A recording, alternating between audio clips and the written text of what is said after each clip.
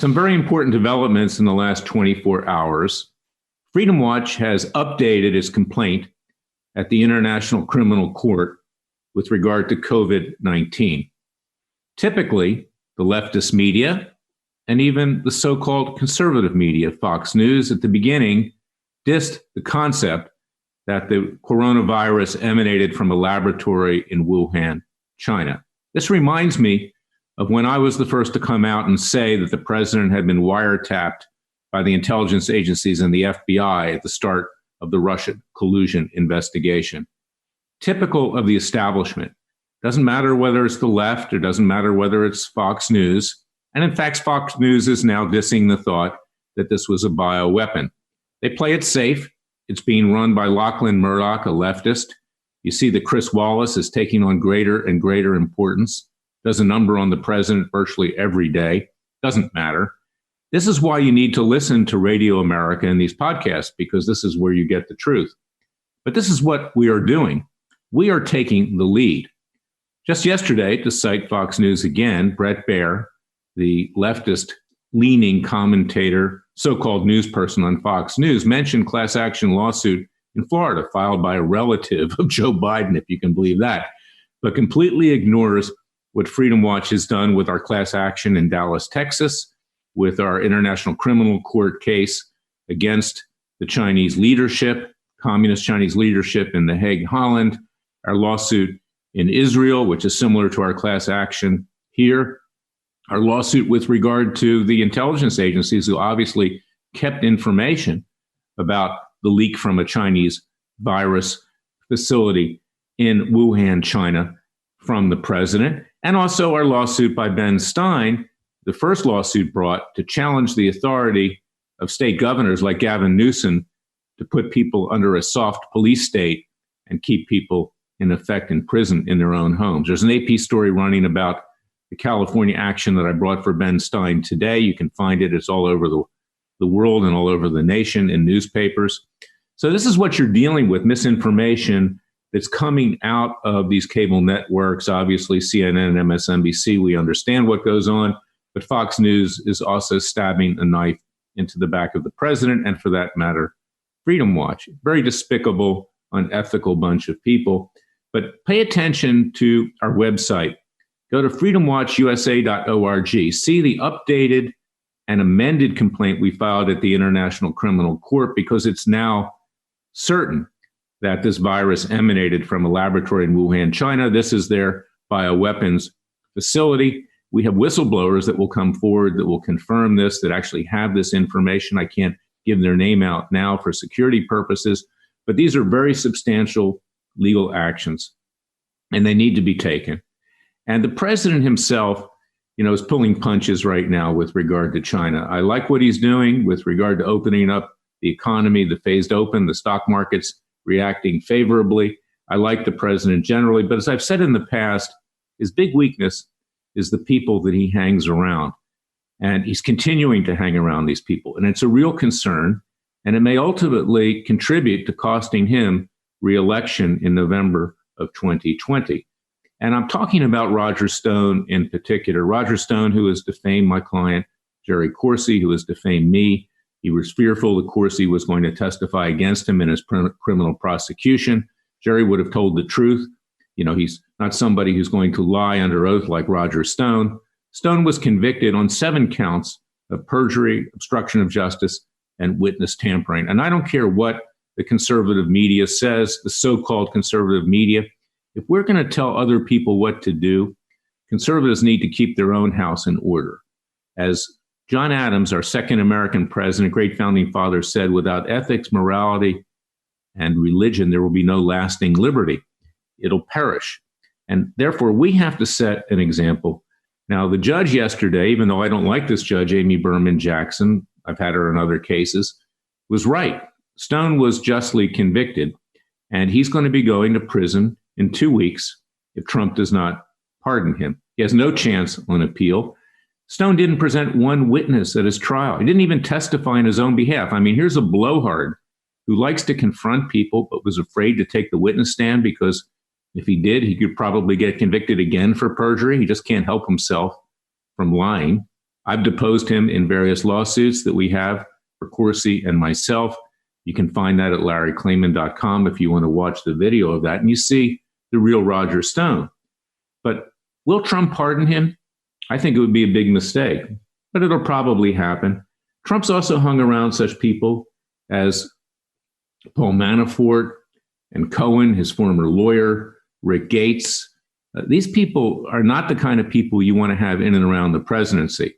And now we find out that Michael Caputo, who for a short period was my press secretary when I ran for the Senate in 2003, 2004 in Florida, who Roger Stone brought in. Roger Stone was my campaign manager for 2 weeks before we had to go our own separate ways, because Stone was actually representing, if you can believe this, Al Sharpton in a presidential run without disclosing that to me at the same time that he was supposed to be representing me. Plus, he did certain things that I won't get into that required our going our own way. I lost a lot of money in that campaign, my own personal money. His people left with my equipment, including Caputo, that I paid for. This is the person who's now the head of public relations for Department of Health and Human Services. During the Stone trial, he actually was cursing at me in the hallway using four-letter words, the F word and other words, in front of the media. This is not somebody you want handling media for Department of Health and Human Services. This is Stone's crony. This is somebody who ran interference for him. It's someone who Corsi and I had to sue for defamation. And this is the president's great weakness. He needs to set a new example. Now, we understand that the president was in the gaming industry. That's not exactly for Girl Scouts. We know who's involved in the gaming industry. But the president's now president of the United States.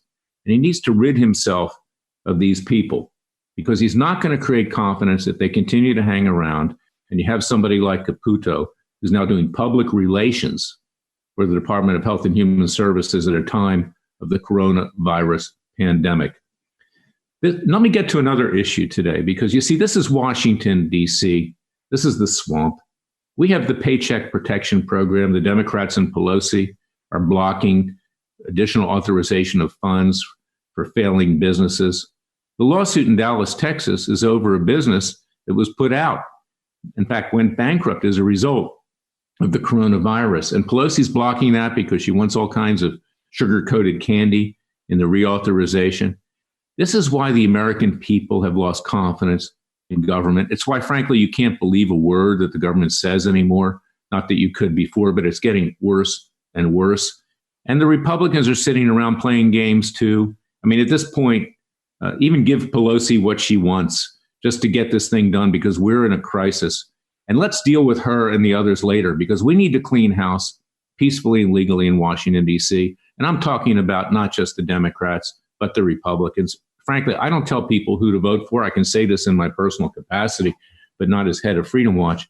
But I think they all should be gone during the next election. Let's start over again and get some people in there that actually have some integrity, because they have none.